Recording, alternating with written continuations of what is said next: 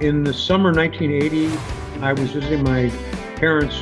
I was digging around in the basement and I came across my dad's high school yearbook. I thought about, gee, if I had gone to high school with my dad, would I have been friends with him? And I said, that's a good idea for a movie. The idea of time travel and some of the things that you played around with before you landed on a vehicle as such, how were you going to get there? First, we thought, okay, Doc Brown built like a time chamber. We thought, okay, Doc could have built this out of a refrigerator. And then Bob Zemeckis, now wearing his director's hat, said, Bob, wouldn't Doc have been smart enough to build the time, make it mobile? And he built the time machine into a car. And then he said, and what if that car was a DeLorean? When did you first have an inkling that the car was, such an important piece of this story? We started getting requests for the car to make appearances at different venues.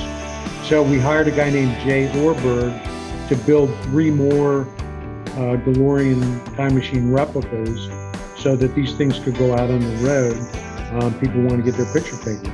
I'm sure that the movie and the iconography of it, keeping the DeLorean in the public consciousness for a long time. Congratulations on everything you've done. This is, what a ride. It's been quite a ride. Have a good rest of your day and see you in the future. Well, we got some cool cars that are going to be crossing the block tomorrow. One of them is a tribute, a clone for the Back to the Future car. That's right, the DeLorean. And it's really cool to talk about the fact that DeLorean itself is kind of going back to the future in a different way. Right, Murph? It is indeed, Rick. It's one of the most iconic and infamous auto brands in history, despite its limited production run, which actually ceased in 1982. Now, I had the opportunity to talk with Troy Beats, one of the key architects of a team that built out a timeline of the last 40 years of DeLorean models, culminating in this new one, the Alpha 5, and thrusting the company back into the zeitgeist. Well, the original incarnation, obviously, the first representation was in 1981. That particular icon deserves to be an icon that's represented in the time period it was released. There were an extension of the DeLorean brand that went past the DMC-12. And for the most part, that was at that point called the DMC-24. The only way that we could continue is to reimagine, had DeLorean stayed, what types of vehicles it would have created in the last 40 years. Alpha 5 can now take some of the DNA from each one of those, and that's the car it is today. Tell me about this idea of DeLorean and the future of mobility. The connected part of DeLorean is going to be sense, which means if you have a daughter or son that they're at school and you don't see them all the time, if you want to feel connected to them at any one moment, you can feel their heartbeat, their warmth. They can actually send you a hug with the actuators in the seat for bolsters. They could potentially blow you a kiss. You could feel a cool breeze on the back of your neck. There's this connectedness that you have at a human level, which is we wanted to create. How does the Alpha 5 represent sort of the future of DeLorean? And I've heard you say it's just the first one will do. There is more to come. Alpha 5 is a moment in time that reflects the last 40 years of design evolution. The idea that we're changing the way technology consumes you, we're going to do it in a more humanistic way. Now, we talked about this car. In 1981, DeLorean, it's a Back to the Future time machine. Of course, this is the Mr. Fusion edition. Well, you all know the movie, you all know the story, 88 miles an hour, how many gigawatts it takes to get this thing going and travel through time.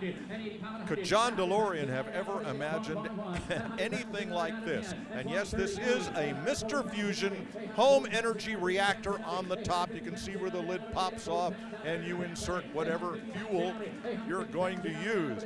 That's just a little cool, a little hot water mist right there, but wow. 150,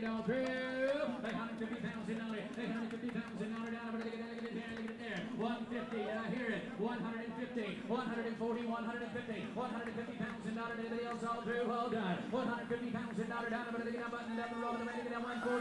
All right, where are we going to go? We're at July 2nd, 2022, and the clock is set for November 5th, 1955. Do I want to jump in and go back and meet 5-year-old me?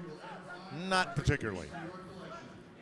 So the interesting thing about this car, it is just a clone, but the guy who built it, it's built by Bob's Prop Shop in Dallas, actually took molds off of the original one that's in the Peterson Museum to make this. So it is very true to the original.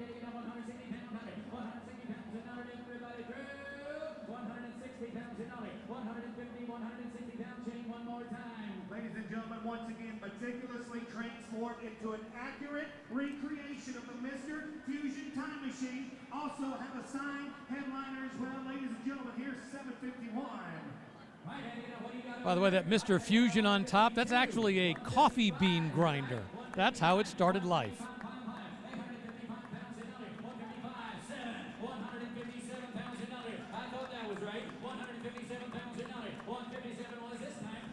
Now that's a cool example of taking something very mundane and repurposing it.